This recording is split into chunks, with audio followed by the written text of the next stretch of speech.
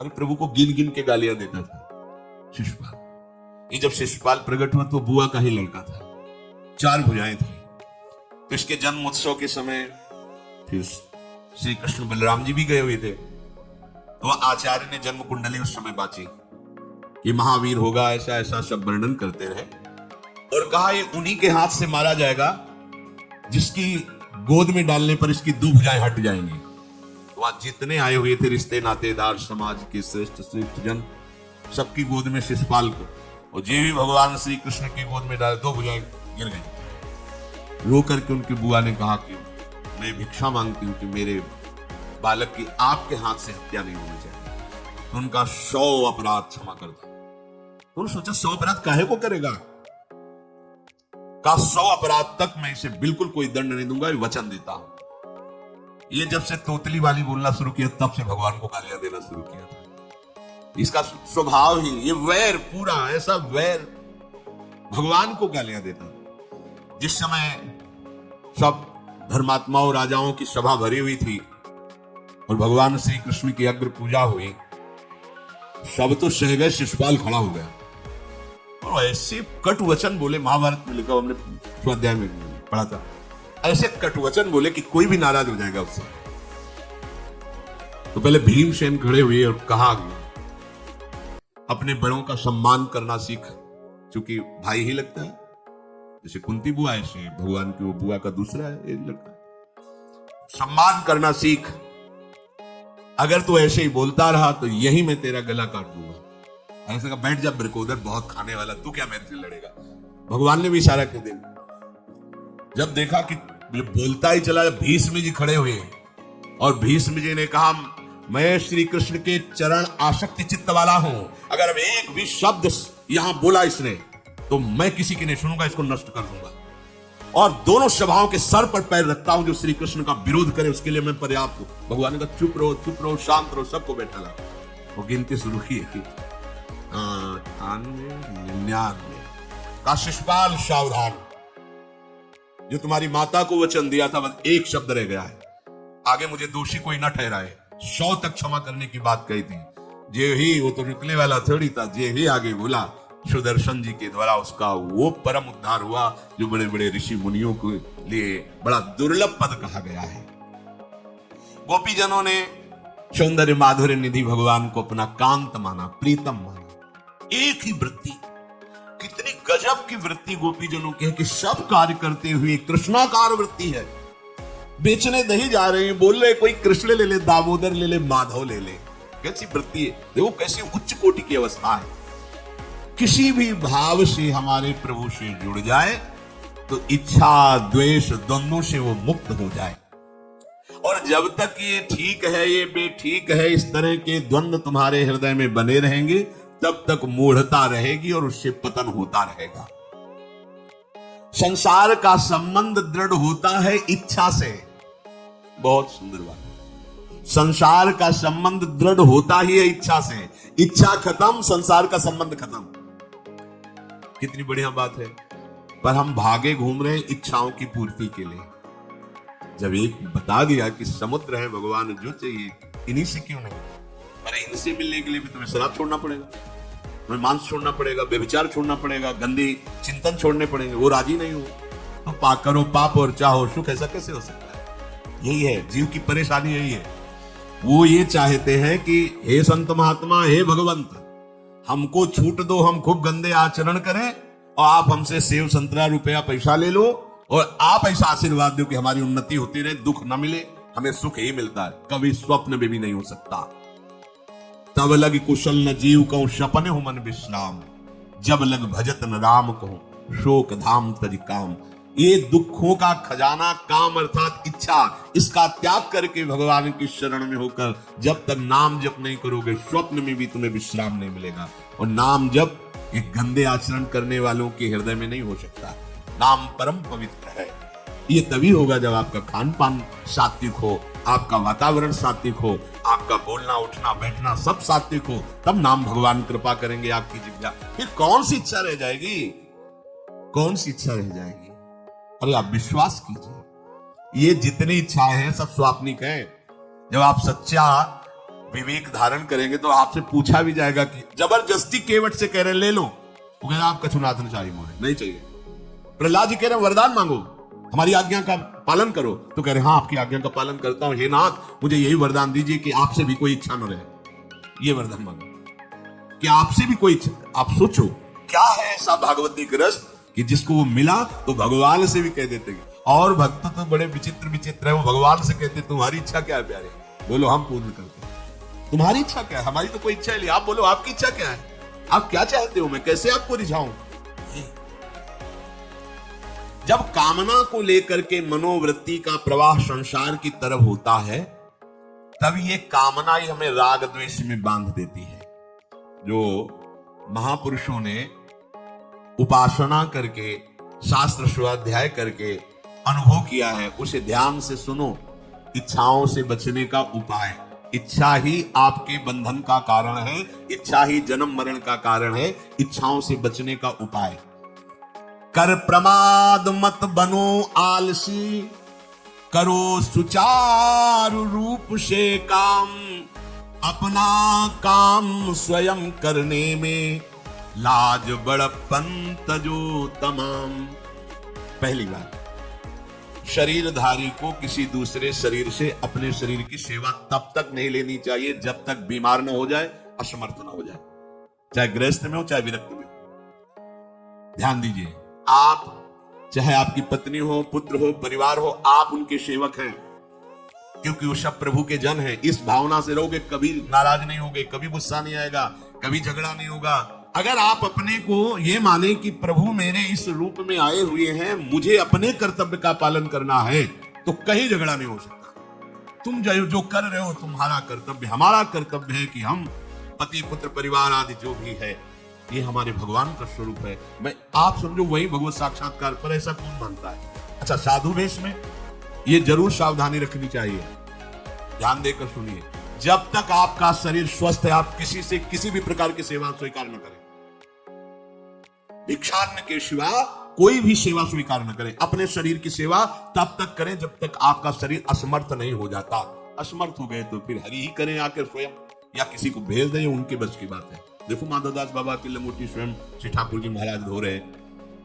तब तक हमने अपने बड़े संतों को देखा है, बिल्कुल किसी भी तरह की कोई सेवा नहीं स्वीकार करते। अपनी दिनचर्या अपने हाथ से अपने शरीर की पूरी। आपको क्या हो गया, आप भी वैसे चले जैसे गुरुजन चले हैं, भिक्षाटन के सिवा।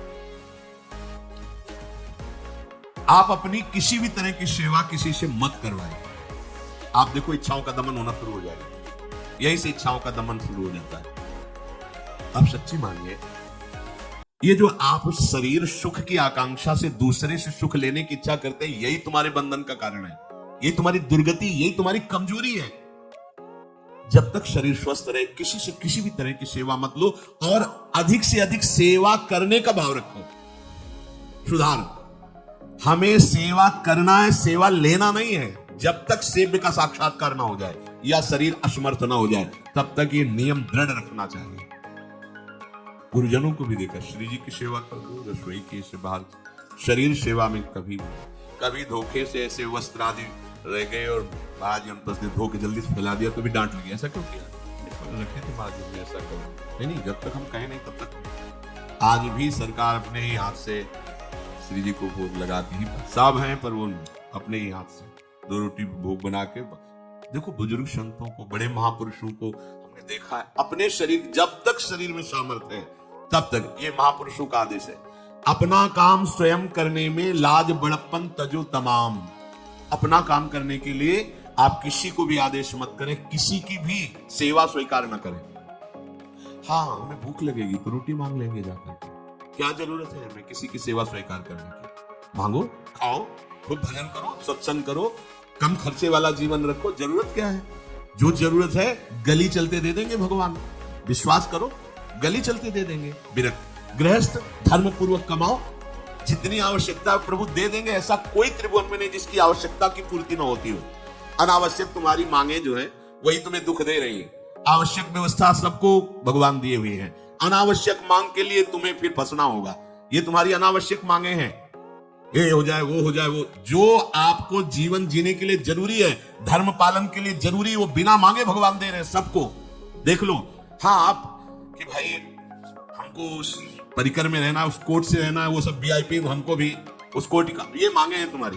तुम्हारा प्रारब्ध जितना है उतना तुम्हें मिलेगा, जो आवश्यक है वो तुम्हें मिलेगा। अनावश्यक मांगे करोगे फंसोगे, अधर्म में कूदना पड़ेगा तुम्हें।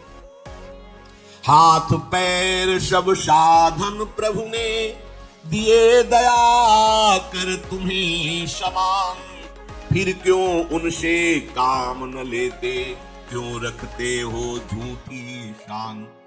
तुम्हारी सेवा के लिए तुम्हारे पास हाथ है, तुम्हारे चरण है, तुम्हें बुद्धि दी है, दूसरे से क्यों सेवा स्वीकार करते हो। प्रभु ने दया करके उद्धार के लिए तुम्हारे पास पूरी सामग्री दे दी, उसका प्रयोग करो। तन मन दोनों का हित करता, निश्चय शारीरिक श्रम युक्त। देखो, ये है जिसने अपना परम मंगल ठाना है, वो शरीर को कभी प्रमाद में नहीं रखता, चाहे गृहस्थ हो चाहे विरक्त हो। ये आलस्य प्रमाद किसी के लिए भी ठीक नहीं है। नियत समय तक सो जाओ, इसके बाद खूब मेहनत करो, चाहे गृहस्थ हो चाहे विरक्त। विरक्त हो तो खूब नाम जप, वाणी पाठ, ब्रह्मचर्य से रहना, आसनों में बैठना, सेवा करना, शारीरिक श्रम। खूब सेवा करो, धाम की सेवा करो, नालियां साफ करो, गलियां साफ करो, जो सेवाएं में इसे श्रम करो। ब्रह्मचर्य पचाने के लिए श्रम भी तो होना चाहिए। श्री जी की प्राप्ति के लिए मन वचन कर्म से श्री जी के चरणों का आश्रय लेकर के जितना आप अन्न डालते हो उतना आप इसका प्रयोग करो शरीर का। इससे ममता मत रखो। खूब धाम। पुराने संतों को देखो, सोनी पकड़े कहां कहां तक परिक्रमा में लगा। हमने देखा एक हरिदासी महात्मा थे, पीछे पानी घाट की तरफ उनकी छोटी सी कुटिया, किलोमीटर तक ऐसे ही सोहनी लगा रहे हैं। वृद्ध वृद्ध महात्मा सेवा करें। अपने लोग जवान महात्मा होकर, शरीर स्वस्थ होकर, बेइज्जती से अगर सोहनी पकड़ के खड़े हो जाओगे गली में तो आपको लगेगा अपनी बेइज्जती हो रही है। वाह, कितनी बड़ी इज्जत है हमारी। स्वामिनी के महल की बीथियों में सोहनी लगाने में तुम्हें बेइज्जती लग रही, वो आचार्य चरण याचना कर रहे हैं। यत्किंकरेषु बहुशा खलु काकुवाणी नित्यं परस्य पुरुषस्य शिखंड मौले तस्या कदापि रसनिधेर वृषभानुजायात् तत्केलि कुंज भवनांगण मार्जनीश्याम। लाडली जो ऐसी कृपा करो कि आपके वृंदावन धाम में कहीं सोहनी लगाने वाली, पोछा लगाने वाली मैं बन जाऊं। मांग रहे हैं। एक से कहा भैया चाहे जितना बुरा प्रारब्ध हो, यहाँ जो भगत आते हैं उनके जूते साफ कर दिया करो, प्रारब्ध खत्म हो जाएगा। भाई आप समझो ये वो दवा है जो बेजोड़ है, इसे कोई काट नहीं सकता। अच्छा, अगर ऐसे लो समझो तो हम आपको समझा रहे हैं। गुरुद्वारे में चले जाओ, चाहे जितना बड़ा अधिकारी हो, सबसे पहली जोरी सेवा यही होती है, पादुका की सेवा। समझे में नहीं आ रहा तुम? अरे जिसे हम हंसते हंसते कह रहे हैं वही तुम्हारे बंधन काटने का कारण बन जाए, यदि मान लो बात। पर वो हम जूता साफ करेंगे नहीं। मन से हम कितने गंदे हैं ये हम नहीं देख पा रहे हैं। वो तो बाहर वृंदावन की रज में पादुका में लगे। छोटी मोटी बात नहीं है पादुका जो रखी है, ये बंधनी है। आप इनको ऐसे साधारण जूते मत समझ लो, ये रज में चलते। एक दिन एक ब्रजवासिनी माई रोटी रखे, उसके ऊपर पादुका रखी, एक हाथ में लाला लिए और एक हाथ में जल का ऐसे लिए, उनका अभ्यास ऐसा। अब पादुका पहन के चलने में परेशानी होती थी, तो वो एक संत थे, वो बाहर से आए हुए थे, वो हंस दिए ऐसी बावरी रोटी के ऊपर जूता लगा। ऐसे बोले कितने साल हो गए ब्रजवास करते हुए? वो कई वर्ष हो गए। अरे वो जूती नहीं है जो साधारण जूती है, वृंदावन बरसाने की रज लगी हुई, इसमें ये रज लगी हुई है। तुझे रज नहीं दिखाई दे रही, जूती दिखाई दे। क्या ब्रजवास कर रहा है? डाक के चल दी। समझो, हम कहें कि जूती साफ करो तो हम जूती साफ करो, और ये है कौन सी जूती साफ में? क्या रज है? वृंदावन बरसाने सब जगह घूमते रहते हैं ये महाभागवत जन। अगर इनकी ये गृहस्थ विरक्त मत देखो, सब लाडली जी के लाडले हैं जो यहाँ आए हुए हैं। अगर हम उनकी पादुका साफ करेंगे तो हमारा हृदय साफ हो जाएगा। पर कोई मांगता कहाँ है? अपनी सेवा स्वयं करो और दूसरे की सेवा मिल जाए तो जैसे लोभी आदमी के सामने धन फेंक दे तो कैसे भागता है, ऐसे आपको होड़ लगनी चाहिए कि ये आदमी इतना न कर पाए जितना हम सेवा करें। परमार्थ में शरीर पोषण नहीं, परमार्थ में शरीर की धज्जियां उड़ानी है, अहंकार की, देहाभिमान की। राखे अपने को सदा भगवत सुमिरन लीन, सुने न जग के दोष गुण, करे न चित्त मलिन। सदैव अपने को ये देखता रहे कि प्रभु का सुमिरन चल रहा है कि नहीं अंदर। ये बहुत बड़े काहे की परेशानी। हम तो यही समझ नहीं पा रहे कि इतनी झंझटें लेकर कैसे घूम रहे हैं लोग। अगर हृदय में राधा राधा चल रहा है, आप व्यापार कर रहे हो, नौकरी कर रहे हो, गृहस्थ हो, विरक्त हो, जो भी, अब आपको चिंता क्या होनी चाहिए? देखो ना, थोड़े दिन ऐसे चल के देखो, हर कार्य बहुत अच्छा होता है जब भगवत सुमिरन पूर्वक आप एकाग्रता पूर्वक कार्य करें। हर कार्य में आपको आनंद आएगा।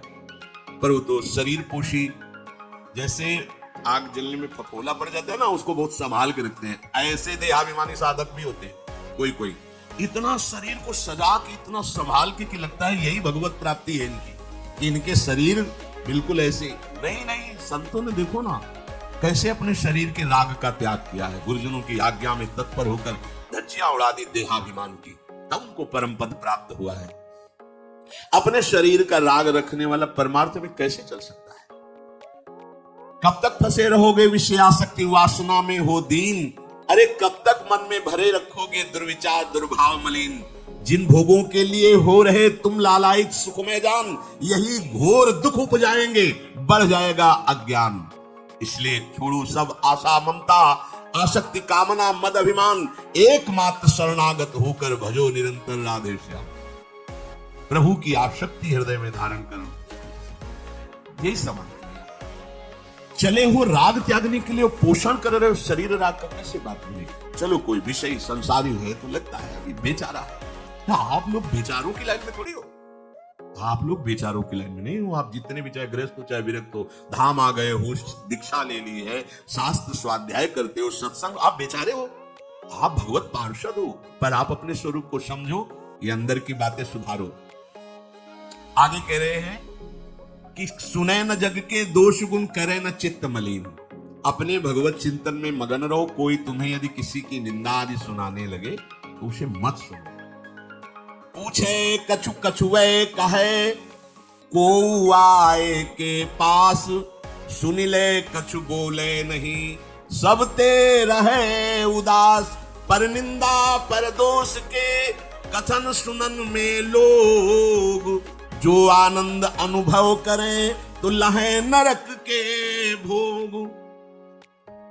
तुम्हारे पास आकर कोई तुम्हें दूसरे की निंदा सुना रहा है, और अगर तुम्हें हर्ष हो रहा है, कैसी बात, कोई नामदाता सदगुरु की निंदा करे, तुम सुन लिए, कैसे तुम्हारे इस पाप का प्रायश्चित होगा?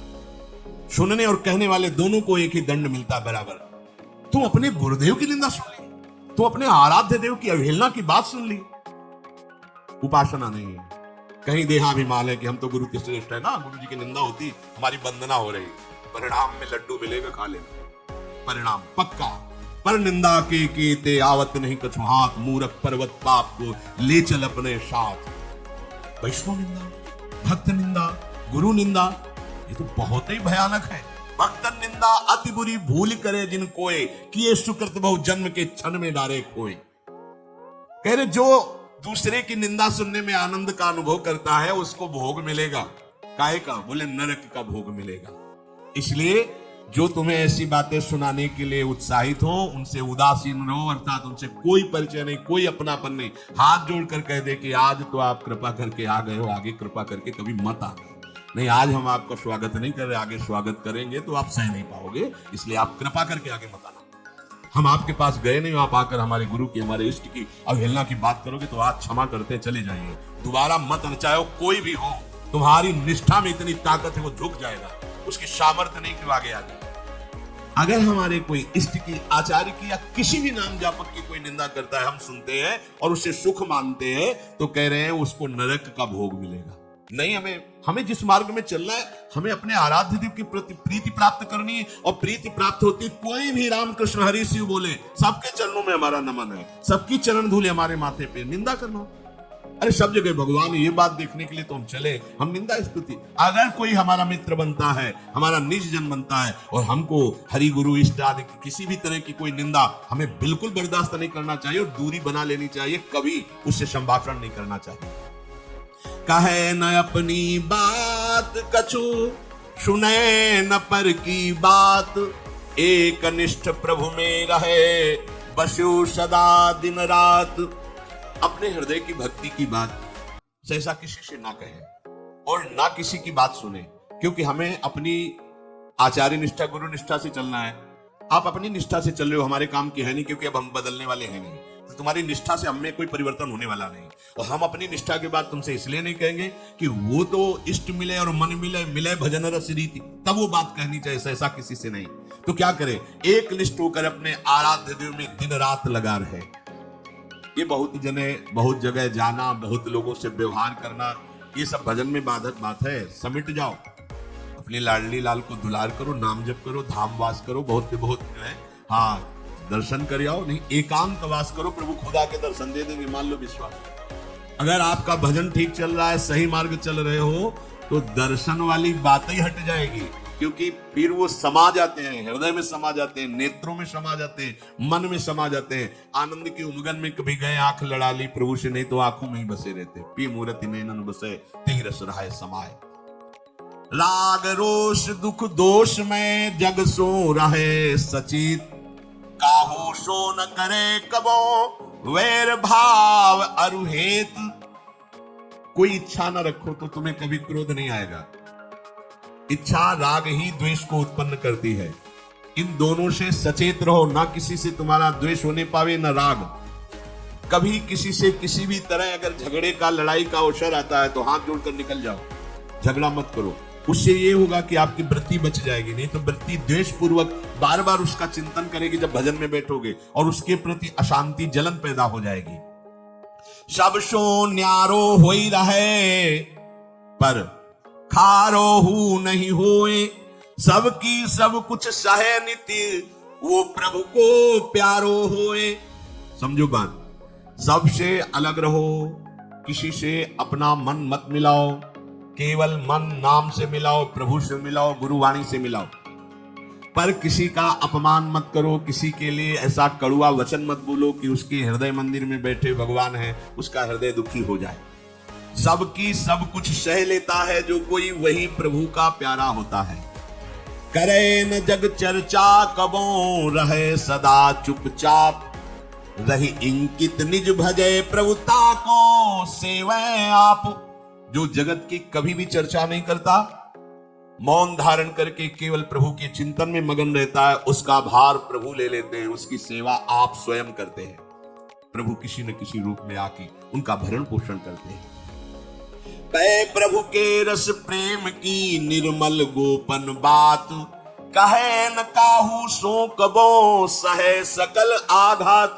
भजन में जो तुम्हें आनंद आ रहा है, जो तुम्हें स्वप्न में कोई अनुभूतियां हो रही या प्रगट में कोई अनुभूति हो रही, कभी भी किसी से भी वो बात ना कहे, क्योंकि ऐसा कहने से तुम्हारे भजन में विघ्न पड़ जाएगा। सारी की सारी बातें बचा लो। जैसे तुम गुप्त रूप से गलतियां करते हो, कभी नहीं बोलते हो, लेकिन कोई भी भागवती की अनुभूति छोटी सी भी होगी तो सभा में बोलने का मन होगा, क्योंकि उससे हमारी प्रशंसा होगी, अहंकार का पोषण होगा। बिल्कुल नहीं। भजन संबंधी कोई भी आनंद की बात, कोई भी भगवदानंद अनुभूति कभी किसी से ना कहे, एकदम छुपा जाए। अगर कोई ऐसा कि हमने तो ऐसे लक्षण आप में देखे, हाँ नहीं ये तो ऐसे ही तुम्हें हंसुआ, हमारे अंदर ऐसा कुछ नहीं। कोई भी भागवतिक वृत्ति कहीं अपने में आरोपित करके प्रदर्शन का कार्य न कर दे। सही न सके पिय की तनिक निंदा, जो कहूं होए सहज त्याग सर्वस्व करी तारे निज को खोए।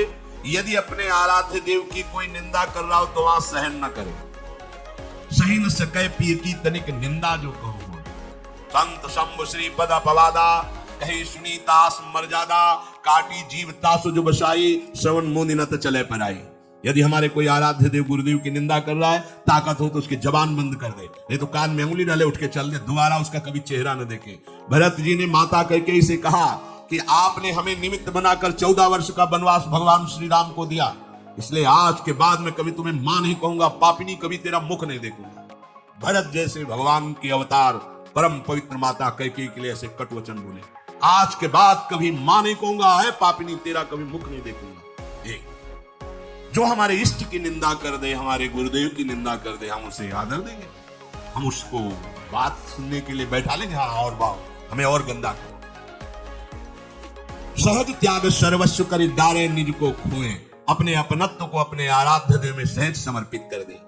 या जग में जाके हृदय ऐसो प्रेम समाए, हरिता को अति चाव सो रखे सदा अपनाए। इस जग में जिसके हृदय में ऐसी निष्ठा होती है तो हरि उसे अपना मान करके फिर स्वयं उसका भार लेकर इस संसार में रखते हैं, अर्थात उससे वही कराते हैं जिससे जग मंगल होता है। निर्मल या प्रभु प्रेम की महिमा कही न जाए, अति प्रेमी जो श्याम को हरि ही नित्य बसाए, दुख में संतत सुख लहे सो आवे यही बाट, नाहित क्यों रचना करे कपट नरक को ठाठ। जो निर्मल भगवत प्रेम है उसको कहा नहीं जा सकता, वो अनिर्वचनीय है। ऐसे निर्मल प्रेमी महात्मा के हृदय में श्याम सुंदर निरंतर वास करते हैं। इस निर्मल प्रेम को जिसे प्राप्त करना हो तो कमर कस ले, दुख का मार्ग है, इसमें दुख में चल करके महासुख में पहुंचा जाता है। कह रहे दुख में संतत सुख लहाए सो आवे यही बाट, भारी से भारी विपत्ति अपमान तिरस्कार में भी जो सुख का अनुभव करते हुए भगवत भजन करते रहते हैं वो जाते हैं उस महासुख परमानंद में। नहीं तो कह रहे ना ही तक क्यों रचना करे कपट नरक को ठाठ, तो ये बातें बनाने से नरक ही मिलेगा, भगवत प्राप्ति नहीं होगी। इसलिए इच्छा और द्वेष का त्याग करके अपने आराध्य देव के निरंतर चिंतन में मगन रहो। भजन का फल है अपना अस्तित्व मिटा देना, कोई भी इच्छा न रह जाना, तो श्री भगवान स्वयं उसके हृदय में बैठ करके सब योगक्षेम का वाहन करते हैं। जैसे अहंकार से हम सोचते हैं हम नहीं करेंगे तो कैसे हो जाएगा, तो पूरी सृष्टि तुम्हारे करने से हो गई है क्या? जिन्होंने एक संकल्प में अनंत ब्रह्मांडों का सृजन पालन और लय करते हैं, करते रहेंगे, उन प्रभु को पहचानने के लिए मनुष्य जन्म हुआ है। यही परम कर्तव्य है, हम भजन करके उनमें लीन हो जाएं, उनको जान जाएं, तो महान दुख से हमारा छुटकारा हो जाए।